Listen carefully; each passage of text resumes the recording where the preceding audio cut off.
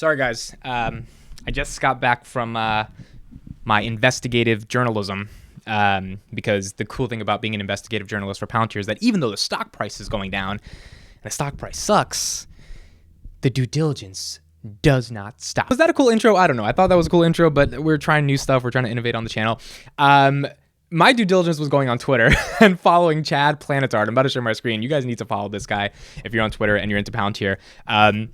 Because this guy just does amazing levels of research on Palantir. He does this like weird Google search thing. It's like this website that has all this information. You can just search stuff and then he finds this stuff. Is Palantir working with Henkel Adhesive Technologies, which does $20 billion in revenue, much more than Palantir, and they're based in Germany, based upon some of the things that are not really leaked, but that he did this searching on this website called Google, and he found out this information for. So we're going to hop into my screen. There's some really, really interesting stuff. And again, this is why I get excited to cover this company, not only because I personally believe in their mission and I have like a lot of conviction in what they're doing, but also because it's uncovering all these different things that are happening. And because they work in so many different sectors, that's why there's all these things to uncover, because they're really trying to go after everything and be the most important software company in the world. So let's go into my computer and let's see what we find. Okay, so this is Chad's tweet. Again, shout out to Chad. Definitely go follow him. This guy's amazing on Twitter. So first of all, he says, Palantir potential partner Henkel Adhesive Technologies, $20 billion in revenue emerging. Quick Google search shows a 2020 PDF with more insights. I'm going to show you guys that in a second. There's a job offering right here. This is the link he attached for a Palantir data science engineer for this company. So let's read what this says. Henkel operates worldwide with leading brands and technologies in 3 exciting business areas: laundry and home, beauty and care, and adhesive technologies. And we'll get to what all that means in a second. Our success is built on constant innovation and people who strive for excellence. Innovation. Very, very important to note there. Very important to note there. Working at Henkel is much more than just a job. It's a passion. Have you got what it takes? So here it says, the Analytics Center of Excellence is embedded in the Henkel in-house consulting organization. We are truly an international team of experts in data science and data engineering. Palantir does a lot of data science and data engineering, implementing analytical use cases along the entire value chain of Henkel for its business units and functions, from product innovation to customer-facing applications. This is a $20 billion per year company. There is a lot of processes and efficiencies that they run throughout their entire company to become more efficient. So we apply the latest tools and technologies as well as cloud services to design, build, and run data-driven AI solutions that contribute to Henkel's digitization strategy. What is a digitization strategy? A digitization strategy is a strategy in which all their processes, all their supply chains, all the things that they're working on, they're trying to not only bring to the cloud, but they're trying to build into the digital modern age. And they really do have an analytic center of excellence, meaning a pristine focus on analytical thinking and analytical platforms to be able to implement that going into the future. So they're looking for a Palantir data science engineer. Now, if we go to their presentation, this is from their Sustainable Profit Growth 2020 and Beyond presentation. This was done in 2019. Let's Command F Palantir. We find 2 specific things, okay? So let's read this. We have, for example, I pointed out in my presentation, if you look at adhesive technologies, found a fantastic partner in Palantir to exploit all the data potential. This is juicy. If we look at today already, we have quite strong base in our e-commerce platform. If we combine all that data with our supply chain, we see substantial potential. Hence, that was one example. The same we also see with CRM, customer relationship management programs.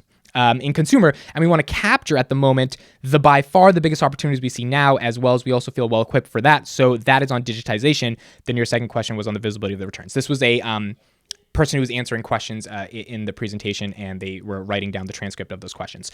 So they're admitting that they found a partner. This was back in 2019, by the way, as they were approaching 2020 in Palantir to exploit all the data potential. What does it mean to exploit the data potential? It means, look, if you've ever been confused about Palantir or you've ever been struggled to explain it, even after all the videos that I've made, it's not a buzzword to say that they analyze and synthesize data. Companies, $20 billion per year in revenue companies, have a lot of data that they need to understand and digitize in order to make data-driven decisions operating through artificial intelligence. I know these are buzzwords, but it actually makes sense when you really think about it. They have a lot of data. They need to make sense of that data. They need to make decisions based on that data, and their data is siloed across the entire organization, working with big data analytics platforms that are able to do really difficult, complex things like actually integrate and centralize and make that data make sense is what Palantir's value proposition is. And that value proposition, as boring as it is is integrated through every single sector that exists in the world, which is why I get excited for Palantir. Let's go to the second command F for Palantir. In order to create unique digital customer experiences, Adhesive Technologies is working with companies like Palantir to develop an integrated data foundation to better service its customers. With sales of more than 1.5 billion through digital channels, it's already today. We will expand our customer base through digital demand generation and its conversion.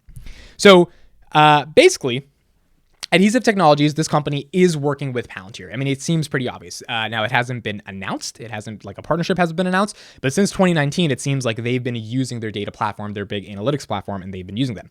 Now, let's talk about what Adhesive Technologies is. Let's get a little bit more insight into their company. Henkel Adhesive Technologies is leading today's markets and shaping tomorrow through its adhesives, sealants, and functional coatings. We enable the transformation of entire industries, giving our customers a competitive advantage and offering consumers a unique experience. Innovative thinking and entrepreneurial spirit are a part of our DNA. It makes sense why they're going with Palantir. They recognize that in the next 10 years, they're going to have to innovate. Palantir is one of those big innovative companies, which is why they're working with them. Being industry and application experts across manufacturing industries worldwide, we work closely with our customers and partners to create sustainable value for all stakeholders with trusted brands and high impact solutions based on unmatched technology portfolio. The reason I'm reading this is because there's a lot of different pieces a part of their value chain, right? They have consumers, they have partners, they have digital brands that they work with, they have clients selling retail products through their e-commerce channels, which means there's so many different portfolios. There's so many different brands. As we go a little bit down, you see that they have 5 technology cluster brands. That means they have to understand and synthesize all the different brands and all the data that they have together and be able to make sense of that and actually provide real solutions to all the stakeholders that they serve. Now, here are the 4 areas they work with: automotive and metals, packaging and consumer goods, electronics and industrials, and craftsman, construction, and professional. I'll leave this, you guys can see that in the description, but they work with a lot of different industries, and that's why this Palantir thing makes a lot of sense to me, because I'm like, oh, they work with so many different industries, they have so many different stakeholders that ultimately makes sense for them to integrate all their data in one place. But for example, if we go to beauty care on their website, Henkel Beauty Care holds leading market positions worldwide, and its brand name product businesses is continually expanding. The business unit develops, produces, and sells numerous successful high-quality products. So think of Henkel Adhesive Technologies as this company that manages a lot of the raw material in part of the value chain and supply chain for building these products. And then they not only distribute those to their partners, they make a lot of them in their own brands and they give them out, across the entire world. This is why this company is making $20 billion a year. So key takeaways from this. Number one, I think it's really important to understand some of the unique companies that Palantir is starting to work with. Again, this company is like a no-brainer to me. It's not like drug discovery or energy. It's like they have tons and tons of products, probably warehouses and warehouses filled with products across the entire world. And they're trying to figure out how do they optimize their decisions in a meaningful way. So that makes sense, right? Like this is a sector that Palantir is working with. It makes sense for this partnership to be integrated. And this has not been released. This has not been kind of disclosed. So it makes sense that they've been working with them for a while. Number two, because they've been working with them for a while, this means they're probably, it seems objectively true, they're probably beyond the acquire phase that Palantir has with some of these companies. So Palantir has 3 steps to acquiring customers, for those who don't know this. The first 2 steps are basically where they become consultants, right? This is this whole argument about them being a consulting firm. They send forward deployed software engineers into companies and build a customized solution with their flagship software, Foundry, into the organization. This is where they're losing a lot of money. They are negative in terms of their contribution margins here because they're paying for these engineers to go do really complicated work for these clients, and they don't even know if these clients are going to actually pay for the product. But once that product gets integrated, and once it gets really sticky, and once the clients feel like, oh, this is actually working, it's like really good, it's making everything more efficient and effective, and we're saving money, that's when they upgrade and they close them on the deal. So they only make money off the subscription that they sell, which is why they're a software company, in the 3rd phase of their acquiring, but in the first 2 phases, they're basically selling them, and the consulting is part of the selling.